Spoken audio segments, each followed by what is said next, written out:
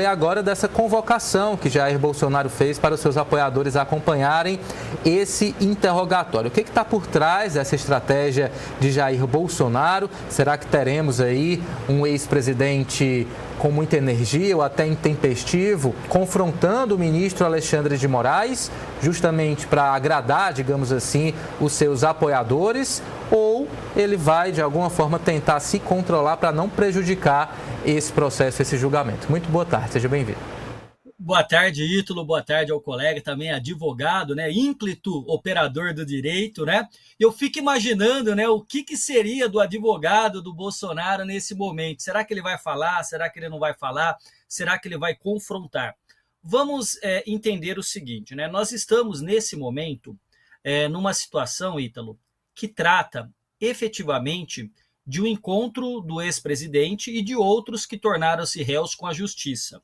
É óbvio que esse encontro com a justiça tem, obviamente, uma dimensão política, porque Bolsonaro era o presidente da República e ele é acusado de 5 golpes, bem como outros, do núcleo duro do bolsonarismo.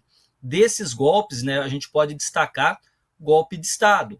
Portanto, a não aceitação dos resultados eleitorais de 2022, bem como cabe destacar algo que para mim é extremamente grave, e eu acho que para todo mundo que acompanhou, e especialmente quem leu, né, o material que foi divulgado pela Justiça, é um plano de assassinato do Lula, do Alckmin e do próprio Alexandre de Moraes, que nós vemos aqui agora na tela.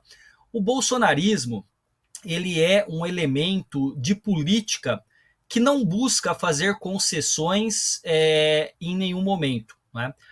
Logo no começo, Ítalo, quando o Bolsonaro mostrou o estilo dele, que era um estilo de continuidade da sua posição política enquanto ele era candidato, eu chamei o bolsonarismo de presidencialismo de confrontação.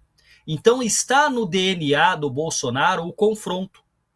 Então a pergunta é, será que ele vai manter o confronto quando for do seu depoimento frente ao ministro Alexandre de Moraes?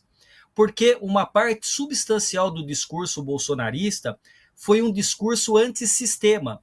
Vale ressaltar, Bolsonaro não é o único que tem esse discurso, mas é um discurso que atacou o sistema, atacou as instituições e, no limite, a democracia. Por isso que eu comecei dizendo o seguinte, né, e eu estava aqui acompanhando os bastidores, né, o colega, um advogado aqui dizendo, olha, nem sempre o silêncio é sinal de culpa, mas se você falar alguma coisa, você pode, fora do lugar, prejudicar o processo. Então eu imagino a tensão que não fica o advogado do Bolsonaro, sabendo que por um rompante emocional ele pode, de repente, estragar uma estratégia previamente construída com seu advogado. Agora, o fato deles fazer um chamamento aos seus apoiadores para assistir é porque ele precisa, de fato, manter a chama da militância acesa.